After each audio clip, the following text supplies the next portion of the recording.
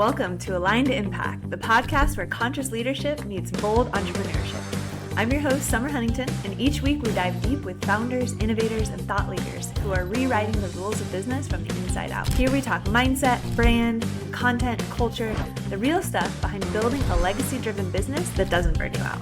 No filters, no fluff, just real conversations that inspire aligned action and intentional impact. If you're a visionary leader ready to create with purpose, grow with integrity, and lead with your heart, you're in the right place. Let's get into it. And yes, I will use it for that kind of stuff too, just to generate ideas in my head and help me like visualize things and picture things.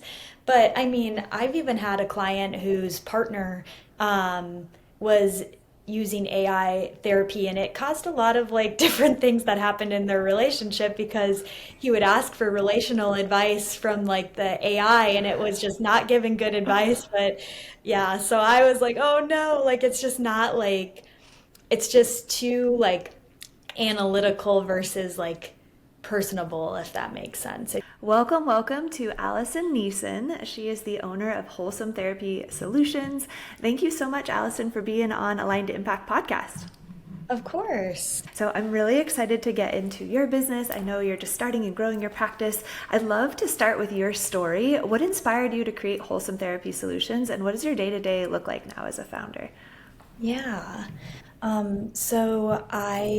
When I was in high school, I always knew that I wanted to pursue a career in mental health counseling. And so that was always the direction. And I took a class and we were able to kind of construct a business in that class. And I saw the potential of starting my own practice. So I knew, I was like, okay, I'm going to be a mental health provider, and then eventually once I get my footing in the field, I want to open my own practice. I found more passion along that as I continued to pursue the opening of my own private practice. And so kind of what I mean by that is that I noticed that I wanted to build a business, not just to like build a business for like my own personal gain, right? But more of like to help support both clinicians and clients in the way that I feel like will best help them get to the goals that they're hoping to achieve by seeking out therapy in the first place. And so I felt like providing therapy being able to provide therapy on my own terms was kind of what I thought. And so I very much believe in more of a holistic stance and approach to mental wellness itself. And my big thing with Wholesome is that we're creating overall wellness to support mental health in a healthy way. And so what inspired me was to have more free reign and being able to help guide people in that direction and to take that approach to therapy. Love it. Yes, I think there's so much freedom in being an entrepreneur to kind of do things how you want to do them, create your own systems, create your own methodologies. I would love to hear a little bit about the types of therapy that you conduct. I know you do EMDR, CBT, holistic wellness. Can you kind of break those down a bit? Of course, I'd love to. So CBT is cognitive behavioral therapy, and I like to tell people when I'm doing a consult with them, when they call in and they're like, what can I expect from therapy, right? And I always tell them therapy is going to be a different experience based off of the provider that you're meeting with, right? It's going to be hugely different. And so what you can expect at Wholesome, and from me specifically, is like more of a CBT, and like I like to describe it as more of a skills-based approach to therapy.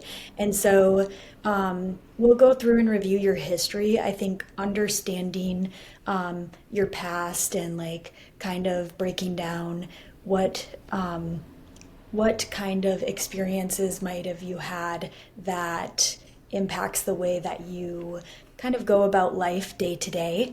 And CBT is a skills-based approach in which we're able to identify how our past impacts our present, specifically more looking at the cognition and the thought patterns that we might be experiencing, whether they're pleasant or unpleasant thought patterns, right? Because we have strengths, and then we have like areas of growth, or maybe areas that we feel that we could grow in that will help us. So CBT is a lot of like education and therapy.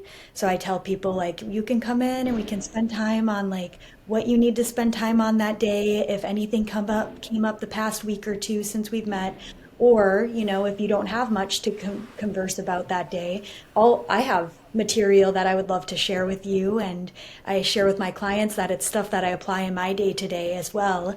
And so I've noticed benefits, and that helps me help them because I can see some of the limitations or barriers that can come up sometimes when we are looking at the cognition and trying to engage in like cognitive reframing, which is a huge thing in CBT. Kind of rewriting the narrative of experiences that you've had, as well as what situations might arise day to day for you. So that's about CBT. Do you have any questions about CBT? Yeah, I mean, I'm definitely open to chime in on this. I think I do a lot of work with yoga teachers and my own personal like movement coaching clients, and this idea about your inner dialogue and the stories you tell and your inner critic, like the voice inside your head, is so important to personal growth and being able to move past, self-limiting beliefs. And so I just love that you really spend a lot of time on helping them navigate that, understand that, and change that. Yeah, go ahead and just dive into the next one, EMDR. Yeah, correct. So we do CBT, and it's really focused on that inner dialogue, and EMDR kind of helps piggyback off of that. So if people have stressful or traumatic experiences that they have really struggled with processing, or maybe not have processed completely like they would have wanted to, then we take more of an EMDR approach, or we'll kind of dive into EMDR after we do some CBT together. So EMDR is eye movement reprocessing therapy. So it is what it sounds like. It's literally you go back and forth with your eyes, and it mimics like a state of REM sleep. And so it allows the brain to reprocess those experiences at a different capacity than if we were just sitting here conversing about them itself. So kind of to give you a visual of what that would look like, because sometimes it's hard to imagine. It's like we kind of go through and like we identify an experience to target. We come up with an image that represents the worst part of that experience. And then we'll focus on that. And I tell clients, your brain is the bus driver and you're just along for the ride. So whatever comes up, like that's what we're going to focus on. And then we're going to see what comes from there. And I always tell clients, there's a learning curve to it. Your brain and you might not take to it right away because it's kind of a different type of thing to follow fingers, or there's other methods of bilateral stimulation. So the idea of the moving fingers is you activate the right brain to the left brain, the right brain to the left brain. And so you can do that through tapping as well. And you can, sometimes they have like devices, like they have EMDR devices where you hold like two vibrators in your hands and they go back and forth. And so I tell clients it's different, and you don't necessarily know what I'm talking about until you experience it, but it basically helps you kind of come through that experience, you process it, you draw connections from other past experiences you might have had, you remember details that you might have forgot about the event that were important for reprocessing, and it's almost like you're walking, you have this event, and it's like you're in this dark tunnel and you can't see the light on the other side, and then as you do the reprocessing, you start walking, you start to see the light, and eventually you're just out of there. Wow, that sounds really amazing and cool. I've done somatic therapy where we do eye tracking, but I have never done EMDR, and the way that you explained it sounds really helpful to be able to kind of get into like creating a new story, or almost like, are you creating like a new memory almost? Yeah, it's like kind of the idea of like narrative therapy is like rewriting the narrative. It's kind of the idea of that, but you come to that rather than the therapist challenges you to it. Really, in EMDR, the therapist really takes a step back. Like I take a step back, I do a lot of the eye movement, and then I hear what clients come up with, and I say, okay, go with that, focus on that. We do more eye movement. And I'm like, okay, go with that, focus on that. We do more, and it just continues to come out. And gosh, I wonder what, there was a client that said something to me last week. It was like, she's like, it's like my brain is like opening up. Like, so it's just a very interesting experience. And I personally did EMDR in my own treatment, and that's what motivated me to get trained in it, because at first I was like, what, can this actually do something like that? Like, this seems kind of wild to me, but I did it myself as a patient, and then I was like, okay, I see it now, so I'm going to go get trained in it. I love it. Yeah, it's super important that you learn something through actually being a patient and understanding it, that transformation, and then going to get trained in it. I love that. So you take a person-centered, solution-focused approach to therapy. Can you walk us through the kind of transformation your clients typically go through when working with you? So it depends on where they're at and where they're coming into treatment always, and that's the person-centered approach. So some people, it's their first time coming in and seeing me and they've never seen a therapist before. Some people have a lot of prior experience in therapy and they're restarting, or some people are transferring from another therapist because they might have not noticed the progress that they had wanted to achieve in therapy. And so it kind of is like a meet them where they're at. Some people have education and knowledge surrounding CBT already if they have that background, and some don't, right? But for the most part, I'd say clients generally don't have a lot of awareness around like CBT principles itself. It's a lot of education, right? So educating, and then they're kind of coming to that knowledge of like, oh wait, I can hear this now, I can pay attention to this, or I understand what's happening right now in my inner dialogue because I've went back and understood where that comes from. And so what I tell clients is like, when you kind of go about life and you experience this and it feels uncomfortable and you can't pinpoint it or you can't figure it out yet, right? But then you go back and you look at it, and then you start to see and draw in that connection, and you can see it for what it is rather than kind of live within it. And that helps you address it in a different manner. So what clients normally will see is like, we'll work on, and I love how therapy, like if we're doing a weekly or bi-weekly appointment, right, we're checking in on where you're going as it pertains to what we've discussed and the work that you're making, or the progress that you're making in the work that you're doing outside of therapy, which is huge, right? Like I've told clients that I wish you could come in here for 1 hour every week or every 2 weeks and all your problems would be solved. But right, unfortunately, that's not really going to be that's not going to work. So we're going to have to like do stuff outside of therapy. So they'll engage in a lot of skills that we discuss. They'll start to have more of that, like they can hear more of that inner dialogue that we're talking about, or maybe even know what that is and where it comes from.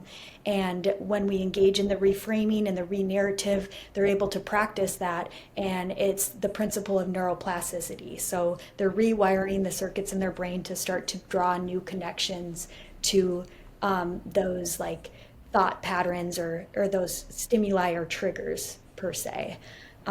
So what they'll notice is they feel more in control of their thoughts, and then in conjunction, their emotions and then their behaviors to follow that.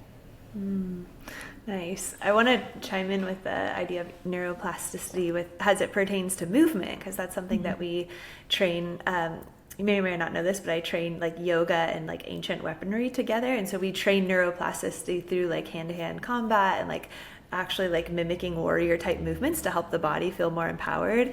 But the neuroplasticity is key to be able to help people create a new empowered mindset. And I think what you do sounds like you're really giving a lot of education on the cognitive side, and I think complementing it with, I don't know if you do recommend any other skills outside of the typical therapy that are related to like movement or yoga or just like embodiment practices? Oh, yeah, for sure. Like yoga it's healing. It's very, very healing. The research supports that, and I'm sure you know that as well. So we definitely talk about yoga practices, meditative practices, mindfulness practices. A lot of times what we notice with clients coming in is their body and mind is very activated, just generally in an activated state. And so yes, I promote that, and I definitely encourage that in clients, because we need to teach the body that it's safe when it feels like calm and collected, right? Because the body sometimes goes, wait a minute, like things are going too smoothly right now, right? Activation, right? My amygdala wants to protect me, my brain wants to protect me, so I'm going to notice like, stress even when there might not be something there to necessarily be stressed about. And so that's where I usually draw in the yoga and meditative and mindfulness recommendations. Nice. Yeah, it's super key to get those things working together, and I think people make more progress quicker when they do have some form of a physical form of stress reduction. Right. So the mental health space has been shifting quickly. What major changes are you seeing in how people approach therapy and wellness today? So, I mean, a huge one was telehealth, right? COVID. That was a huge change. The therapy wasn't typically online before. It was mostly in person. There was some online therapists, but I would just say even just the telehealth platform itself has shifted completely. There's a lot of different health devices that have come out, and a lot of people are conversing around mental health itself on social media, which can be, for the better and sometimes not for the better, because sometimes it, reinforces negative thought patterns or what the person is experiencing if their algorithm starts to kind of go along those lines. So I would say, mental health and how it's changed in the last few years is, it's it's continuing to be more accepted and more talked about by others, right? I think there's still a little bit of a stigma there, or some people have lack of understanding of what it looks like if you haven't had the experience in therapy.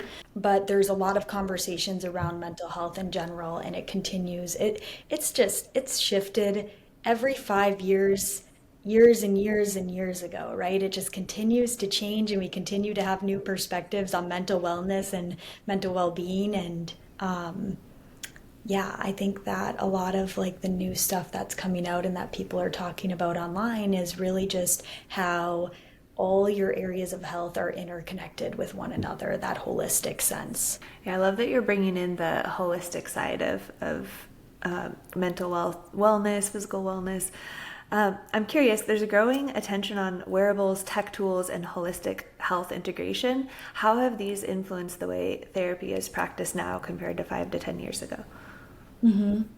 So I know specifically, and this is something that I've been looking into further, because I've even had a patient that just started an intensive outpatient program where they're using a lot of different wearables and different devices there that I wasn't aware of initially.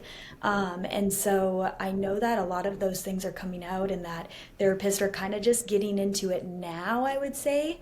But there are personal devices even, for example, like an Aura ring, right? I've recommended some of that or an Aura ring to a few clients, because sleep is huge as it pertains to mental wellness, and the Aura does a really good job at tracking that and providing recommendations to support a healthier sleep cycle or pattern. And so even something like that is generally what I've noticed even more in my practice.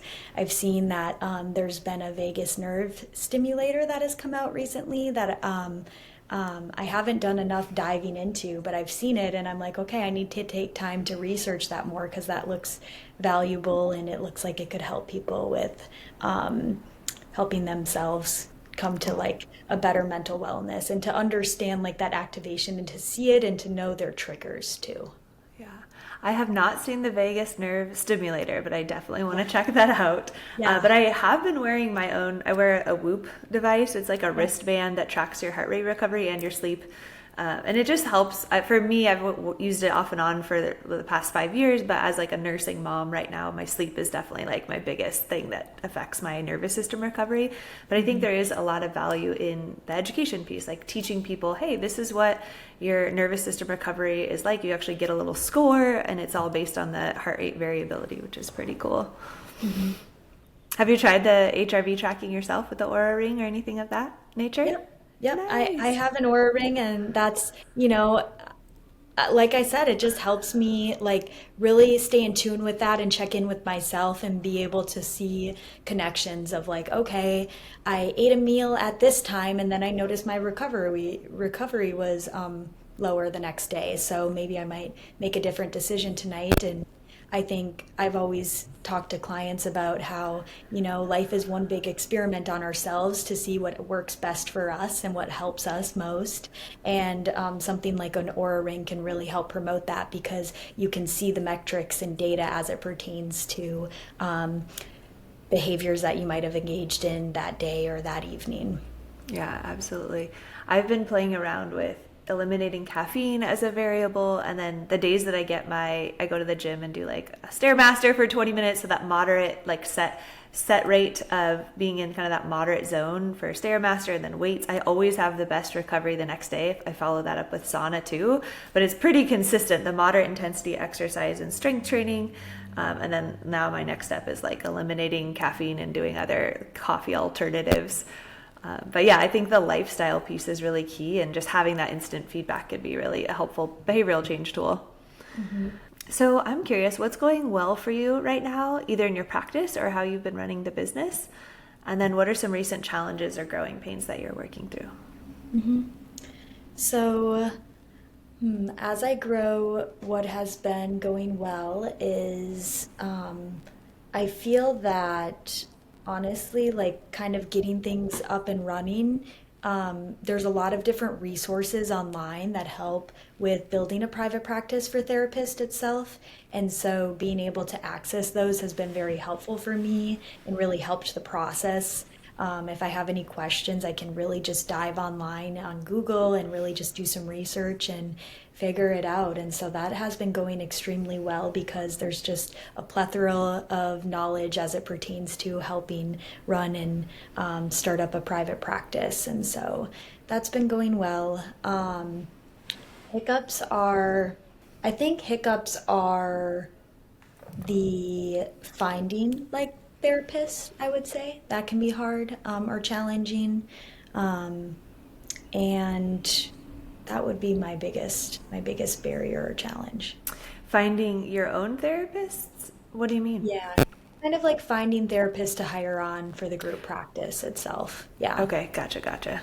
Yeah, that definitely is something that I've been interviewing mental health practitioners for the past month or so for our inaugural series, and that is a really common struggle, is finding good therapists that want to join a team. And obviously, like when you take people on as employees versus contractors, the pay and things. What are you currently doing to do your hiring? So I'm kind of in the beginning works of things. Wholesome has been around. I've been a solo practice for 4 years now, and I've kind of come and gradually, slowly built things up. And so right now I am working with like a website developer, and they're gonna create a new website for me because I want it to be my marketing to be structured more as a group. And then my next step is to start hiring people on. I have supported I have some pretty good friends, therapist friends that have their own group practices. And so I've supported them. I'm a clinical supervisee, so I can supervise clinicians that are getting their hours to work toward their independent licensure. And so I've been working with some colleagues on a private practice that they have. And so I've been sitting in on interviews there. And so I already see the challenge before I'm having it myself because I've been involved in their process of expanding their team. Yeah, I definitely know how that is. I ran a yoga studio for about 7 years, and it's always great to just have extra people that you're always hiring talent. Like there's always backup people because you never know when you're going to have someone and then life changes happen or maybe it's not a good fit. So that hiring process is a key part to, I think, growing a successful business. Mm-hmm. Looking ahead 6 to 12 months from now, where do you see Wholesome Therapy Solutions growing or evolving? Ooh, I like that question. So I really want Wholesome to be a place where someone can call in and they can get therapy for anything that they need therapy surrounding, or at least that we have a referral. I've noticed that clients will call in, or potential clients for consults, and they're like, thank you for answering me. I've reached out to 10 people and I haven't gotten a response yet. And I'm always so heartbroken because when somebody takes the step to seek out therapy itself, right? Like they're probably in a really difficult position in their life that is resulting to that. Not always, but a lot of times they are. And when they're not getting responses and they're reaching out and it's really difficult, I could imagine that sometimes that's just, scaring people away from starting therapy itself, because it's a difficult process to get established with a high quality clinician. And so I really want to be a space that people can just converse and be like, oh, Wholesome will have a provider for you, whether it's whatever it might be, marital conflict, resolving past childhood traumas, perinatal mood disorders. That's where I see it continuing to grow. So I really want to get clinicians that have their own niches and specialize in that, because I think that's how they can really help people, is if they have their specialty areas and they hone in on those areas. So in 6 months, I'd like to have at least like 3 clinicians hired on. And in 12, hopefully I would say 5 to 8 clinicians hired on. And as I said, looking for people that can support different specialty areas itself. And then our center focus on top of that is promoting holistic health, right? So we have the holistic health is the idea of Wholesome that we're going to promote, whether it is marital, perinatal, any of those specialty populations, and then they'll have their specialty underneath that kind of like center of approach, or that Nice. Perspective to mental wellness. Nice. Okay, I can definitely see it. Branding is definitely my jam, so I can see how you're really specializing in. Do you tend to specialize with a lot of women for the perinatal? I do personally. Yeah, Mhm. yeah. So I have gotten training in infertility counseling and perinatal mood disorders. And so I specifically see quite a bit of women or young adults as well. Nice. What do you believe are the biggest opportunities in therapy and mental health as we move into the future? Biggest opportunities, I think. That's a good question. There's a lot of stuff coming up with like therapy and mental health, right? Even like the AI mental health thing that's coming up in the future as well. Initially, that just came to mind when you said that. Not sure if I'm loving it, because I'm like, oh, I don't know.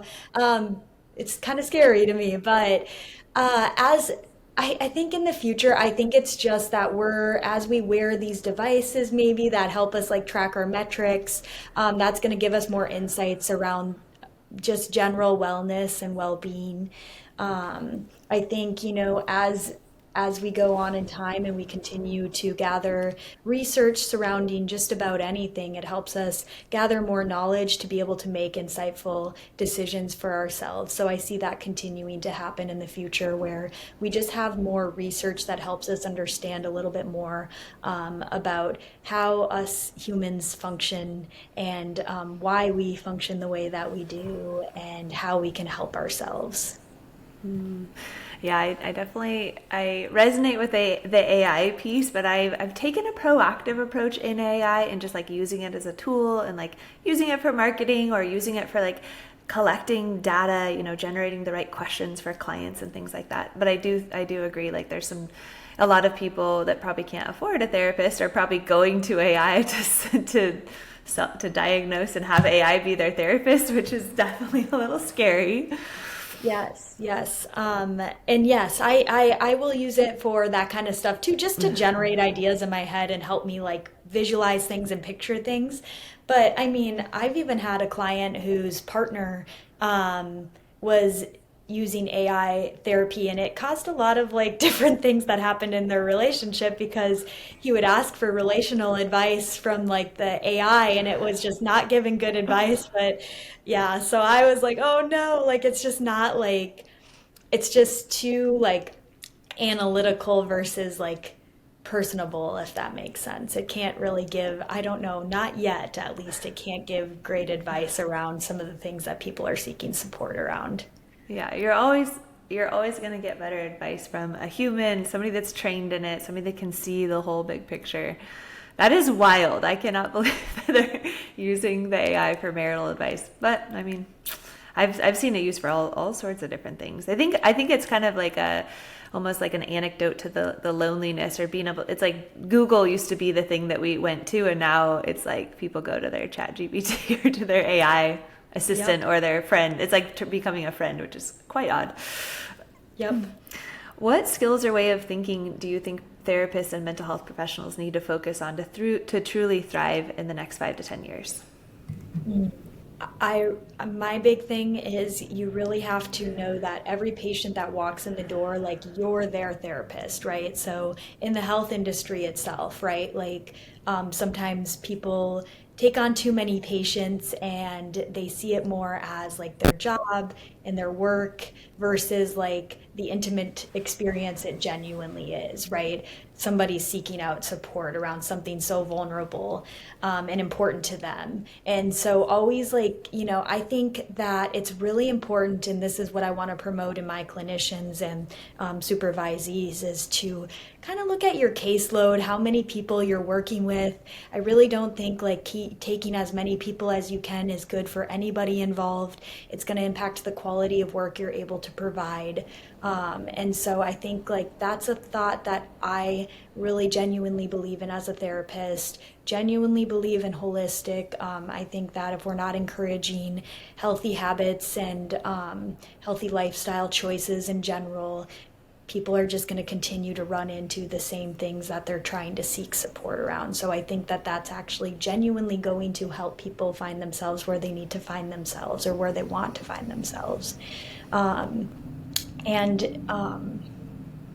I think, as I said, right, getting your own treatment as a therapist is really important, or really taking care of yourself as a therapist is really important, obviously, right? But gonna reiterate that idea or thought, and continuing to try new things, continuing to dive into new research, being an ongoing learner, that's so, so, so important.